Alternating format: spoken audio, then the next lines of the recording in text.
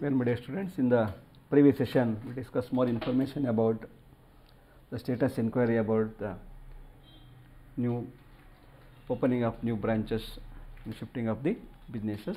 So, in this session we discuss more information about the status inquiry on introducing the new product and services. Here the credit letters are written for requesting grant of credit, that is by buyer, granting credit, that is by seller, or refusing credit, that is by the seller.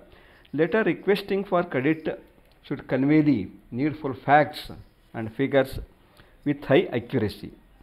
A letter granting credit can be written in polite and straightforward manner, but the letter refusing credit demands utmost tact and diplomacy to retain relationship and the goodwill. Then a letter containing request for credit should contain the following information. Here firstly explain about the product or goods to be purchased. Then place the order with indication of arrangement of credits. Then supply references for inquiring about the reliability and promptness of payment. Then promise to supply further information to establish a financial credibility, like that. Then at the time of drafting the acceptance letter, it contains the following information. If the terms and conditions mentioned in the letter are satisfactory and the buyer assures making payment within a stipulated time, and the acceptance letter is dispatched. Here the acceptance letters contain the following informations. First one, state the granting of credit in the beginning. Secondly, promise that order will executed immediately. Next, mention the credit reference have been obtained.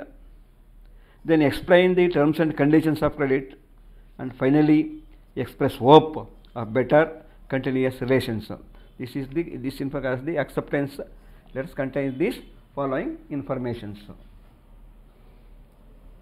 Here the business status inquiry letters means the business status inquiry letter plays an important role in the modern business. The key reasons for writing a letter of inquiry is to ask or gather information about any kind of business related matters. Inquiry letters being a representative to many types of other letters requires an impressive opening.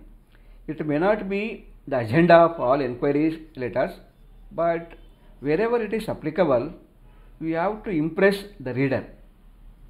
This type of letter plays an important role in the modern business. You should remember a letter of inquiry must precede the formal grant proposals.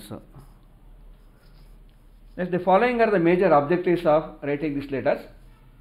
Firstly, probable quality required and the time frame for supply for the products or services. Secondly, obtaining information about the financial capability of prospective customers. Then the seller's terms on credit, discount, transit, that is transportation, packaging, etc. should be covered, should be inquired into. Then determining the risk of credit sales. Then deciding whether to enter into credit transactions. Finally, opening sentence to indicate the reasons for inquiry. Then getting the information about honesty, goodwill, business morality, probable buyer. It is also another main contents. Then knowing about the relationship of prospective with other business community and associations. Lastly, enhancing sales with various parties by evaluating their financial and business viability. These are all the information. Then the format for status inquiry, format of status inquiry letters. Here in the status format is first we write the address. We already said that generally it is written in center place of the letters. In different style it is different manners. here the address is the center place of the letter in at least in 3 lines. After completion of the address, we write the date in left side corner. It contains the full date also, that is the date, month and year. Thereafter, by giving double line spacing, the inside address I written at least in 3 lines. This is the according to this format. Then we write the reference. If the reference is new product and services, then we write the salutation, that is dear sir, dear madam, etc. Then we write the information paragraph wise. Here I take this opportunity to introduce our new product. In dash line we write the name of the product. Then we highly appreciate your support for being our esteemed customer for number of years. Here mention the number of years. We wish to inform you of this new product that could be very effective for our customers. First paragraph, introductory paragraph. Second is the main paragraph. This product aims at ensuring that it works nicely. It has been tested by many voluntaries, and we assure you that no negative feedback has been received. And so we have experienced satisfaction from those who have tested it. Then in the final paragraph, you write the conclusion points, that is kindly find and enclosed samples of the product in case you wish to test it in your customers. Also, you find a pamphlet with more details on the products. Since you are our customers, the new product will be available to you at a discount price. Finally, we write that please let us know if you wish to try the products. Then we write the complimentary clause like yours faithfully, thank you, then yours faithfully, then you write the name of the writers and the company name and addresses. Thereafter, what is business status enquiry letters? That means what is business status enquiry letters and what are the objectives of business status enquiry letters? Here, the letter that is written for obtaining information about a business enterprise is termed as a business status enquiry letter. Generally, one of the business enterprise writes these letters to another business enterprise for collecting information about prospective customers. When a business firm wants to buy goods on credit, it gives one or more references to which the seller can ask for some information about credit seekers. Usually, banks, trade associations, or competitive business firms are mentioned as references. The seller then writes the enquiry letters to the referee, requesting them to provide some information about the customers.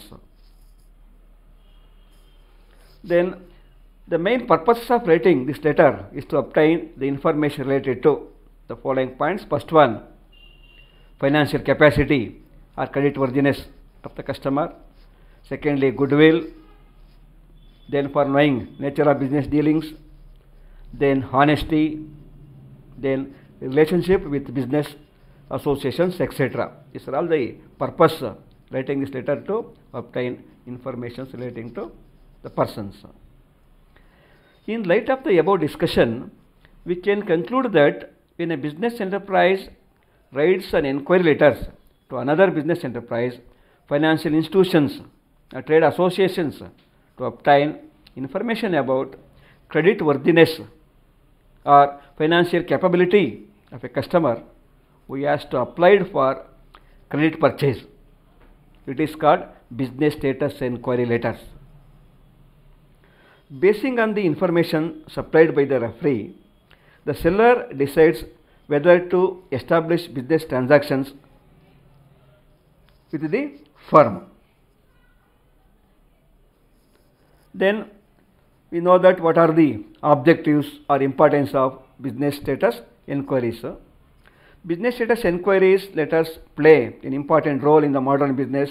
The following are the major objectives of writing these letters. Among them, the first one is obtaining information about the financial capability of prospective customer. Secondly, determining the risk of credit sales. Then deciding whether to enter into credit transactions. Then getting information about honesty, goodwill, and business morality of the probable buyer. Thereafter, knowing about the relationship of the prospective buyer with other business community and occasions. Finally, enhancing sales with various parties by evaluating their financial and business viability. Thank you.